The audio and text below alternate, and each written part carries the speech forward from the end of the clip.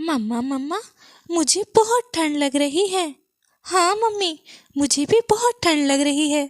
हाँ मेरे बच्चों, मुझे पता है ठंड बहुत ज़्यादा है, लेकिन तुम परेशान मत हो। मैं तुम्हें कुछ नहीं होने दूंगी। आओ मेरे पास, मैं तुम दोनों को अपने गले लगा लेती हूँ। इस बार सुंदरवन के जंगल में कुछ ज्यादा ही ठंड थी। सारे पक्षी इस बात से बहुत परेशान थे। जिन पक्षियों ने अपने घर पक्के कर लिए थे, उनके लिए तो ठंड कोई घबराहट की बात नहीं थी, लेकिन जिनके घर कच्चे थे, वो इस ठंड से परेशान हो रहे थे। कालू कौवा और गोरी भी अपने घर में बैठे हुए थे। आजी, क्या कर रहे हो? बाहर इतनी ठंड है, दरवाजे पे क्यों खड़े हो? अंदर आ जाओ। अरे, आपको ठंड नहीं लग रही क्या? अरे गोरी, कुछ नहीं, मैं तो बर्फ के मजे ले रहा हूँ। तुम देख नहीं रही हो कितनी अच्छी बर्फ पड़ रही है? अरे जाओ जाओ, बर्फ के मजे लेने हैं तो बाहर जाके ले लो। दरवाजा खोल के हमें क्यों ठंड में मार रहे हो? बेचारा कालू ठंड में बाहर आ जाता है और दरवाजा बंद कर देता है। वो ठंड के मजे ले रहा था। गोरी के पास रानो भी आ जाती है। अरे रानो बहन, तुम कहाँ जा रही हो?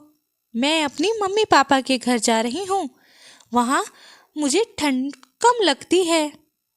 अरे लेकिन वहाँ तो और भी ज़्यादा बर्फीला एरिया है, वहाँ पे तो ठंड और भी ज़्यादा होगी।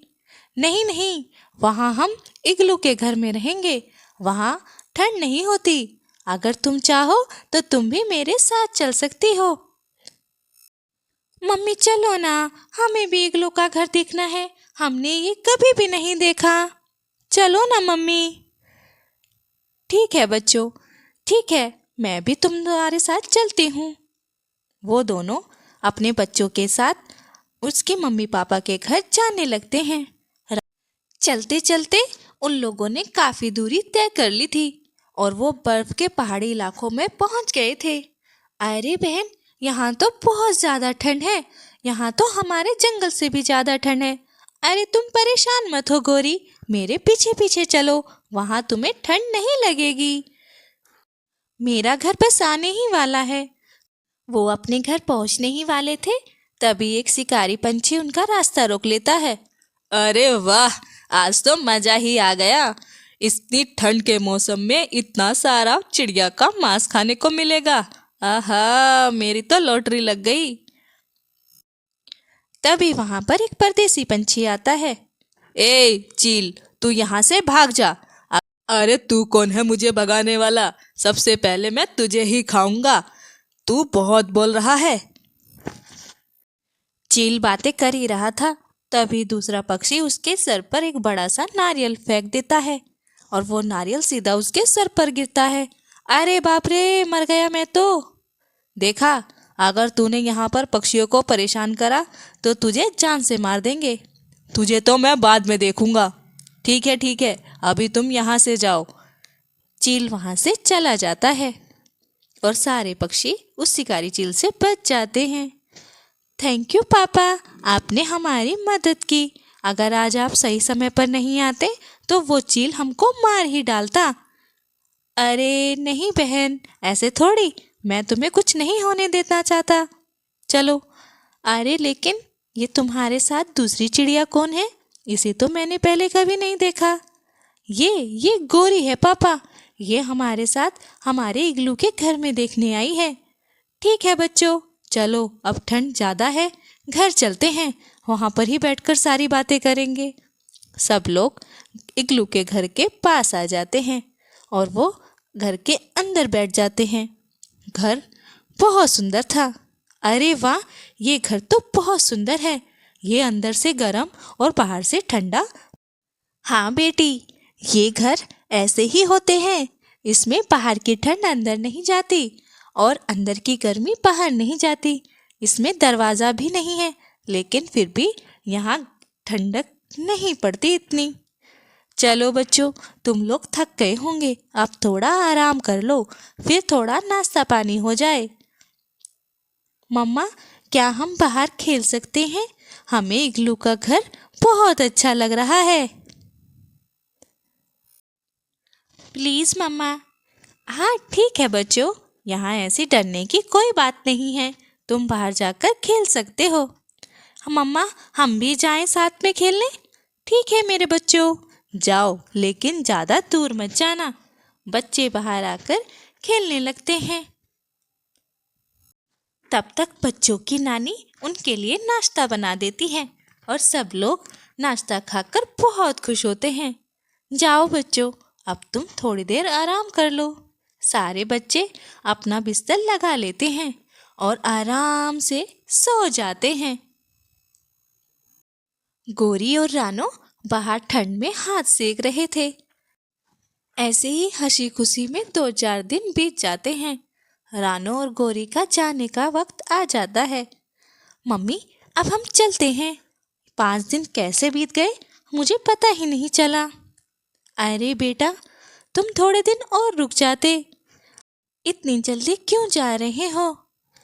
जाना पड़ेगा हमको आंटी, क्योंकि बच्चों की स्कूल भी हैं। ज़्यादा दिन हम इनकी छुट्टी भी नहीं करा सकते। हम जरूर आएंगे बाद में। बच्चों का वहाँ से जाने का बिल्कुल भी मन नहीं कर रहा था। वहाँ उन्हें बहुत अच्छा लग रहा था। सारे पक्षी अपने घर की ओर निकल जाते हैं। शिकारी चील ये दूर बैठा हुआ देख रहा था। अच्छा, तो ये अब वापस जा रहे हैं, इनसे तो बदला लेना होगा। बच्चों अब तुम यहाँ से जाओ, अब आगे कोई खतरा नहीं है। सारे पक्षी वहाँ से चले जाते हैं और थोड़ी ही देर में वो अपने घर जंगल में आ जाते हैं। और गोरी रानो से बोलती है, रानो क्यों ना हम भी इग्लू का घर बनाएं? हाँ अच्छा रहेगा, ये तो बहुत अच्छा आइडिया है। वो दोनों बातें कर ही रहे थे कि वहाँ पर भूरा आ जाता है। अरे भूरा, तुम यहाँ क्या कर रहे हो?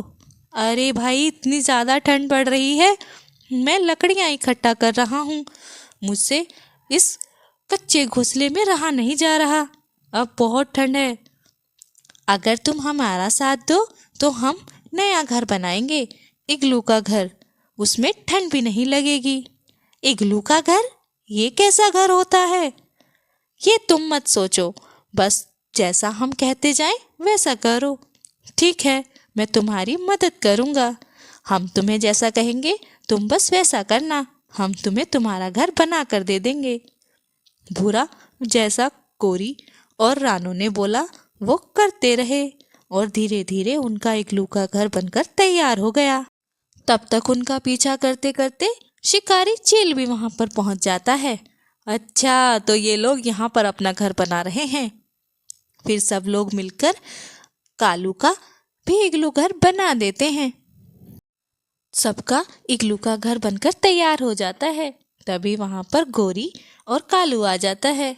अरे वाह, कितना सुंदर घर बनाया है। ये घर कैसे बनाया? अगर तुम हमारी मदद करो तो हम तुम्हारे लिए भी ऐसा घर बना कर दे सकते हैं। तभी मीनू मौसी भी आ जाती है। अरे इसका तो तुम बना ही दोगे, लेकिन मेरा क्या होगा?